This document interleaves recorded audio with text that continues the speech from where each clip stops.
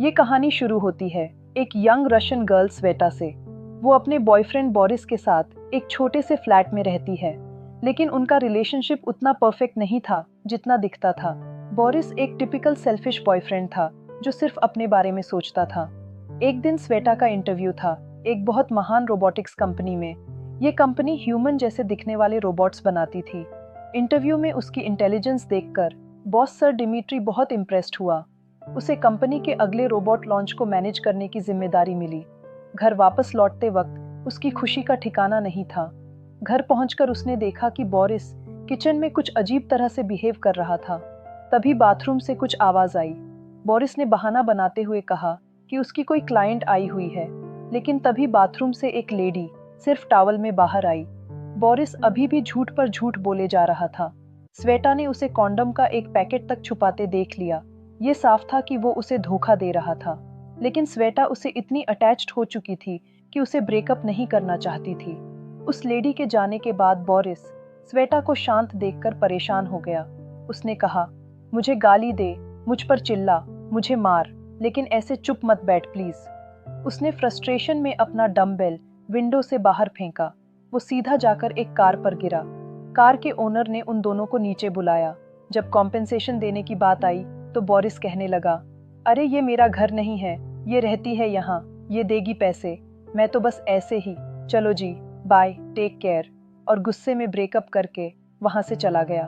अगले दिन उसका जॉब पर पहला दिन था। उसके कॉलीग फिलिक्स ने उसे दिन भर का सारा काम समझाया।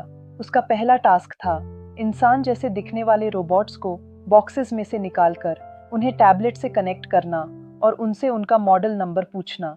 जब सब कुछ मैच हो जाए तो उनके कान के पीछे लगे कोड को स्कैन करके रूम नंबर 21 में चेकिंग के लिए भेजना। वो रोबोट्स इंसानों से इतने सिमिलर थे कि उन्हें पहचानना लगभग नामुमकिन था। कंपनी ने हर रोबोट में अलग पर्सनालिटी फिट कर रखी थी। उन्हें अलग अलग तरह की क्वालिटीज दी गई थीं ताकि कस्टमर्स अपने हिसाब से रोबोट सिलेक्ट कर सकें। स्वेटा ने जब पहला बॉक्स खोला तो उसमें से एक तंदुरुस्त फिटनेस ट्रेनर निकला। उसने टैबलेट निकालकर रोबोट को कनेक्ट कर दिया।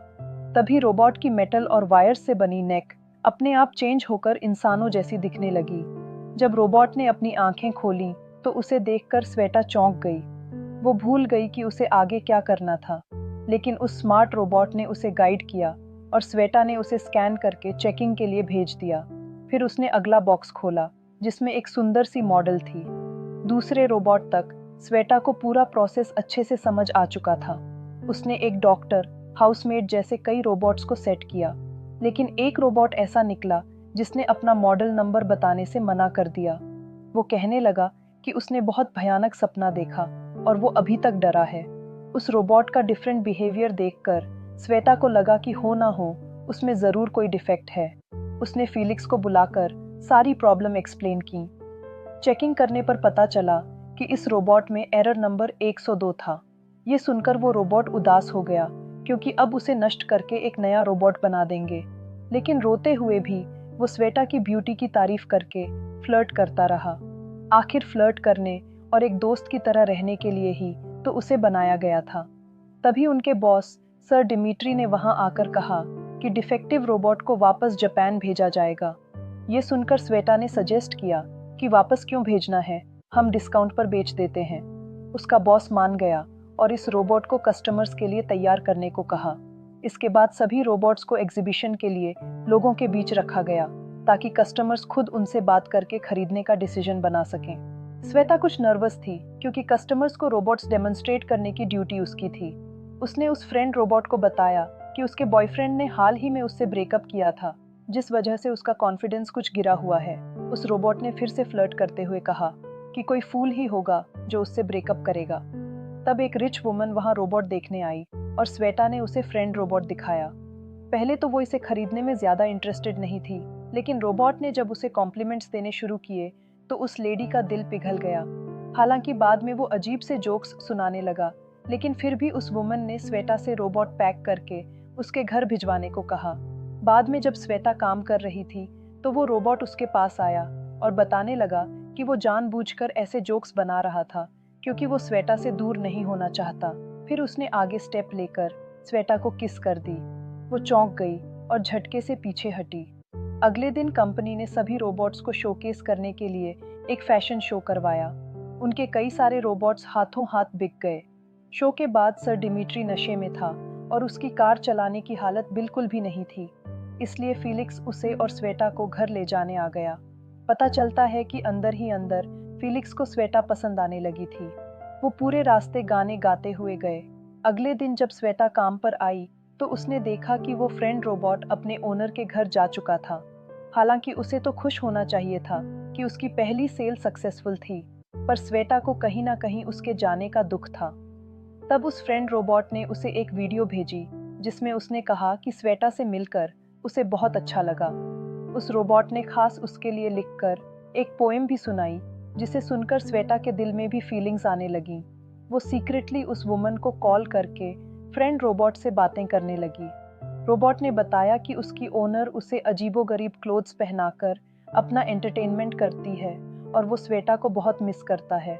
अगले दिन उसकी ओनर रोबोट में मैलफंक्शन की कंप्लेंट लेकर कंपनी में आ पहुंची। फ्रेंड रोबोट भी उसके साथ आया और कहने लगा कि वो अपनी ओनर के साथ नहीं रहना चाहता, क्योंकि वो उसे एनिमल्स के कॉस्ट्यूम पहनाकर एक गुलाम की तरह ट्रीट करती है। सर डिमिट्री ने ओनर से अपॉलजी मांगी और उसे भरोसा दिलाया कि कंपनी उसके पूरे पैसे वापस कर देगी।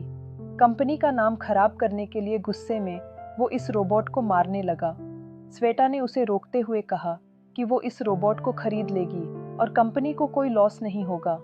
अगले कुछ दिनों में ही वो अपनी फ्रेंड कातिया, अपनी मॉम और बैंक से लोन लेकर पैसों का अरेंजमेंट कर लेती है, जिसके बाद वो रोबोट को खरीदकर अपने साथ घर ले आई। रात के समय उन्होंने उसके लिए एक नाम सोचा, ईगोर। जब श्वेता सुबह उठी तो ईगोर ने उसके लिए स्वादिष्ट ब्रेकफास्ट बनाया था। उसने एक केयरिंग पार्टनर की तरह श्वेता को ऑफिस भेजा और वो दोनों सारा दिन फोन पर भी बातें करते रहे।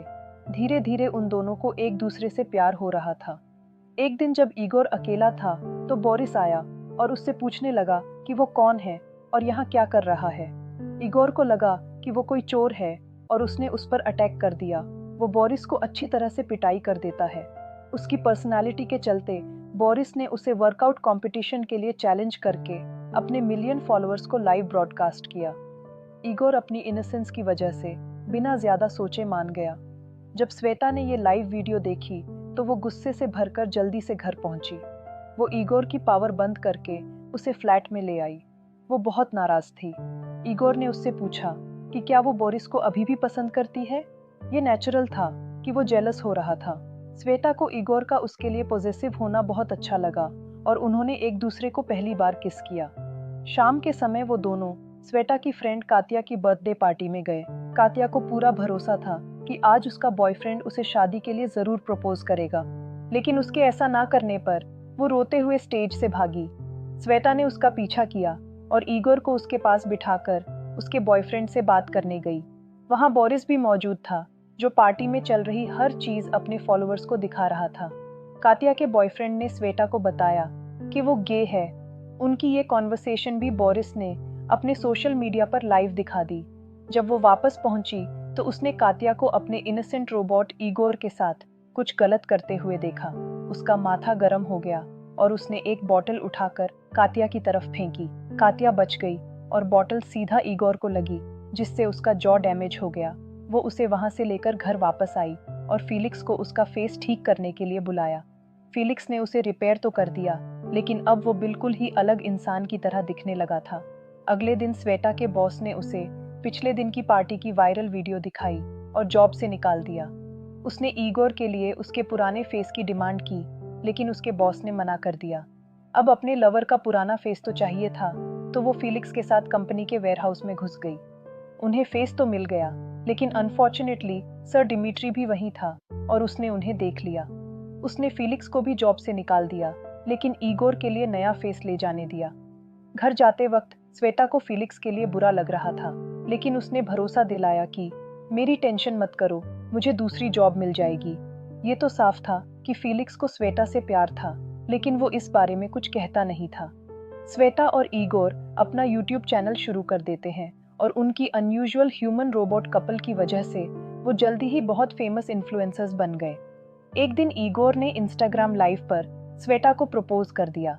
उसने भी हाँ कहा, और एक्साइटमेंट में दोनों पर खुशी छा गई।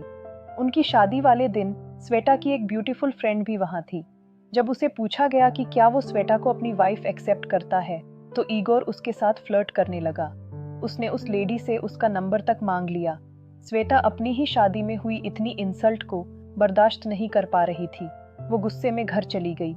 ईगोर उसका पीछा कर रहा था, ये कहकर कि ये सिर्फ प्रोग्रामिंग में एरर की वजह से हुआ है। घर पर उसने रोते हुए ईगोर से पूछा कि उसने ऐसा क्यों किया। ईगोर भी चिल्लाने लगा कि वो कमजोर है, इतनी तो कोई बुरी बात नहीं थी।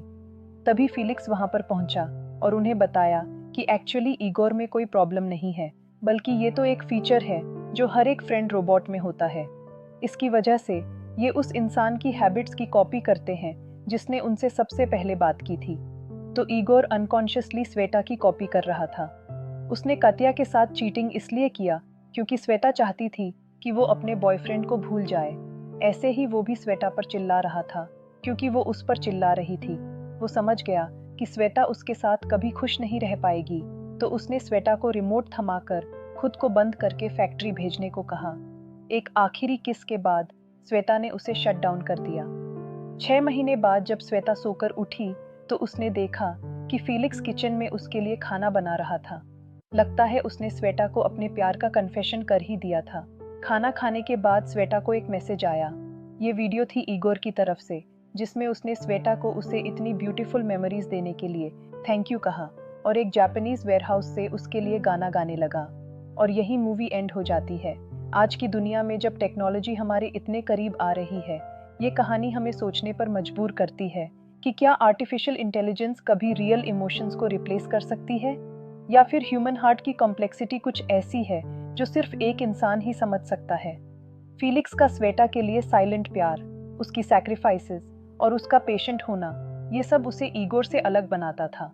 वो परफेक्ट नहीं था, लेकिन रियल था।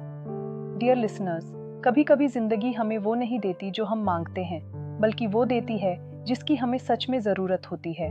स्वेटा ने परफेक्ट रोबोट की जगह इम्परफेक्ट ह्यूमन को चुना, और शायद यही सही चॉइस थी। कमेंट में बताना, क्या आप भी ईगोर जैसा परफेक्ट रोबोट पार्टनर चाहेंगे, या फिर फीलिक्स जैसा इम्परफेक्ट लेकिन जेन्युइन इंसान। माय डियर लिसनर्स, मूवी अच्छी लगी तो वीडियो को हाइप करके हमारे चैनल को अपना प्यारा सा सपोर्ट जरूर दीजिएगा। Till then, good bye.